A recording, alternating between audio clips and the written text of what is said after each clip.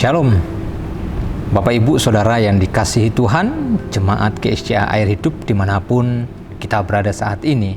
Dan saya berdoa kiranya damai sejahtera Kristus senantiasa terus menyertai kita dalam perjalanan kita mengiring Tuhan. Puji nama Tuhan, pada bulan ini tema gereja kita berbicara mengenai ketaatan. Dan saya memberikan judul pastoral note pada hari ini, ketaatan.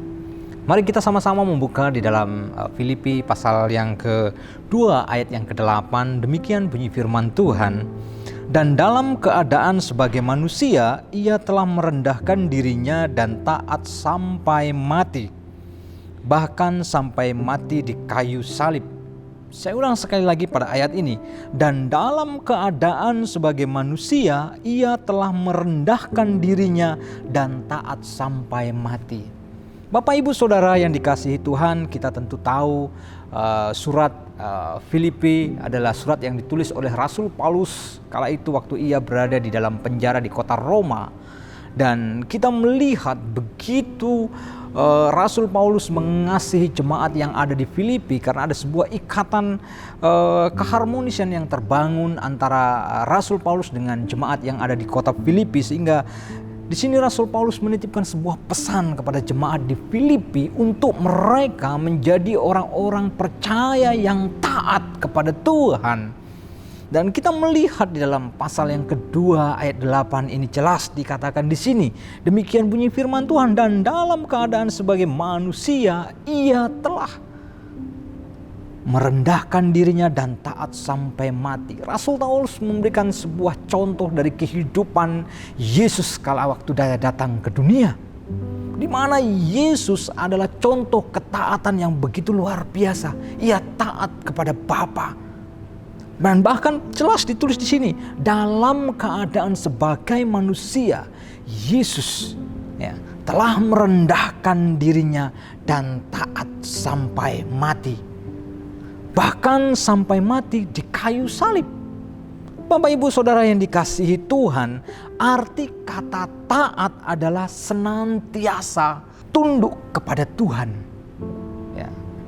Bukan hanya kepada Tuhan, tetapi pemerintah yang ada di dunia ini. Kita melihat bagaimana perjalanan Tuhan Yesus ketika ia ada di dunia. Ia taat kepada Bapa. Bahkan ia rela mati di kayu salib untuk menebus dosa umat manusia. Bahkan ketika Yesus ada di dunia, dia juga taat kepada pemerintahan kala itu.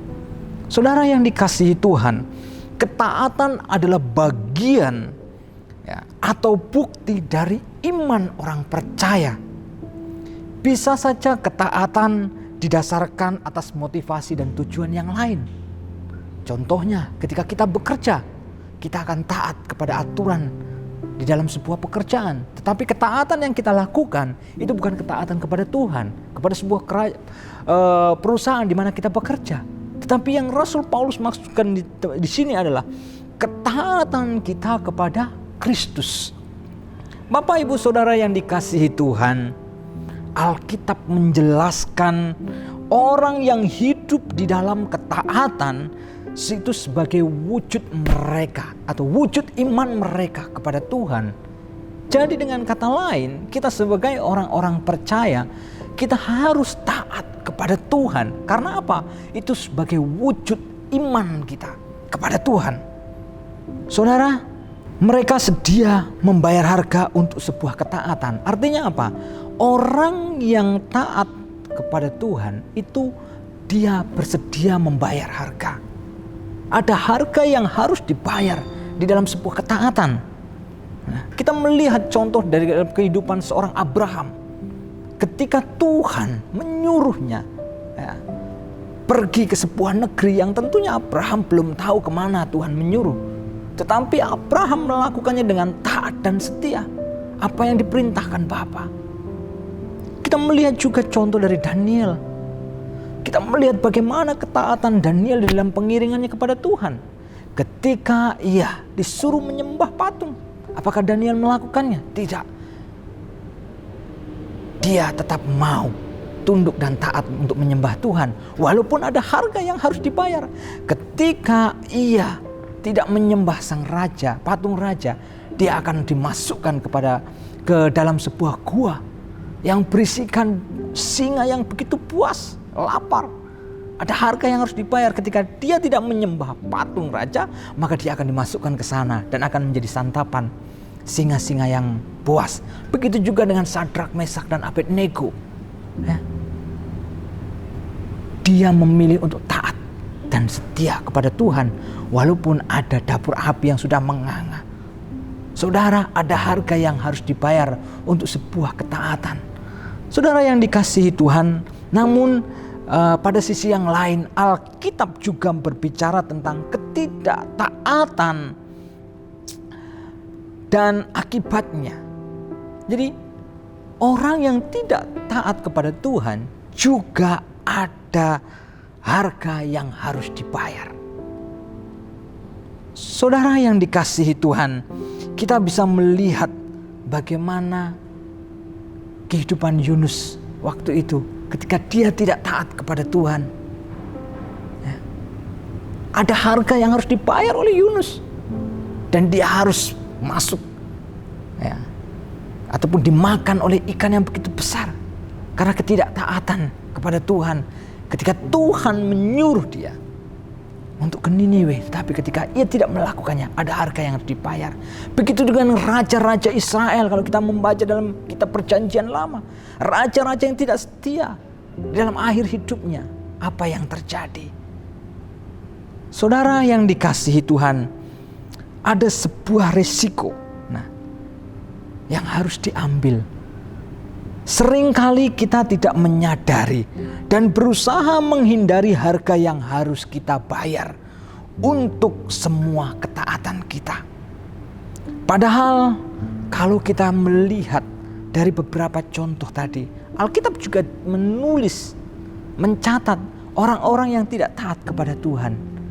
Ada harga yang harus mereka bayar, dalam tanda kutip itu resiko mereka yang lebih besar lagi. Tetapi kita melihat ketika kita mau taat kepada Tuhan, apa yang mereka dapat? Pertolongan Tuhan dinyatakan. Saudara yang dikasihi Tuhan, 1 Petrus pasal yang pertama ayat 18 dan 19 di sana menjelaskan bahwa kita itu ditebus dengan darah yang mahal, yaitu darah anak domba Allah, Yesus Kristus. Untuk apa? Untuk membayar harga dosa, ya, karena ketidaktaatan kita. Yesus melakukan apa yang diperintahkan oleh Bapa dengan taat dan setia untuk ia mati di kayu salib. Saudara, ada sebuah kutipan, ya, suatu quotes yang mengatakan demikian. 1 ons ketaatan itu lebih berharga daripada 1 ton doa. Mengapa demikian, saudara? Orang yang rajin berdoa belum tentu dia taat.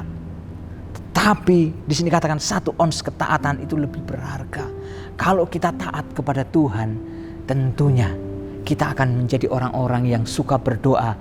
Dan tujuan kita, motivasi kita akan jauh lebih baik dan benar. Saudara yang dikasihi Tuhan, ada beberapa bentuk ketaatan yang kita harus kerjakan. Yang pertama, ketaatan kepada Allah atau kepada Kristus. Dalam hal ini ketaatan yang dimaksud adalah meneladani Kristus sebagai teladan yang sejati, di mana Yesus mewujudkan, ya, dan memberikan teladan dengan begitu sempurna. Ia tunduk kepada Bapa, dan ia rela mati di kayu salib. Itu contoh ketaatan Tuhan kepada Bapa yang dikerjakannya dengan sempurna ketika ia ada di dunia ini. Dan hal inilah yang didorong oleh Rasul Paulus kepada jemaat-jemaat yang ada di Filipi, untuk mereka menjadi jemaat-jemaat yang meneladani Kristus di dalam hidupnya dan taat kepada Kristus. Walaupun ada harga yang harus dibayar, harga yang tidak murah di dalam sebuah ketaatan, tetapi Rasul Paulus mendorong untuk jemaat-jemaat di Filipi menjadi jemaat-jemaat yang taat kepada Allah. Saudara, 1 Yohanes 5 ayat 2 berkata demikian, inilah tandanya bahwa kita mengasihi anak-anak Allah, yaitu apabila kita mengasihi Allah serta melakukan perintah-perintahnya. Saudara, dari kalimat di atas kita bisa mengerti bahwa setiap orang yang mengakui sebagai orang percaya harus hidup di dalam keteladanan Kristus. Oleh sebab itu saya yakin dan percaya Bapak Ibu Saudara semua adalah orang-orang yang mau taat di dalam Tuhan, yang mau melakukan apa yang menjadi kehendak Tuhan di dalam kehidupan kita, walaupun ada harga yang harus kita bayar. Saudara yang dikasihi Tuhan, hal yang kedua, ketaatan dalam hal apa? Yang kedua adalah ketaatan kepada Injil ataupun firman Allah. Taat kepada Injil ini berbicara mengenai kehidupan kita yang terus senantiasa merenungkan firman Tuhan itu siang dan malam dan melakukannya sebagai bukti iman percaya kita kepada Tuhan, ketaatan kita kepada Tuhan. Mari kita terus menghidupi kebenaran firman Tuhan ini, sehingga ketika kita hidup di dalam kebenaran firman Tuhan ini, jalan-jalan kita akan dituntun oleh Tuhan. Apa yang baik, apa yang tidak baik, Tuhan telah perlihatkan.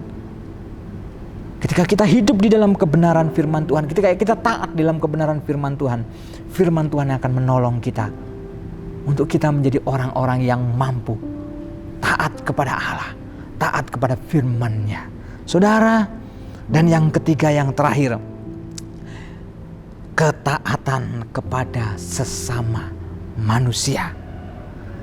Titus 3 ayat 1 berkata demikian, ingatkanlah mereka supaya mereka tunduk kepada pemerintah dan orang-orang yang berkuasa, taat dan siap untuk melakukan setiap pekerjaan yang baik.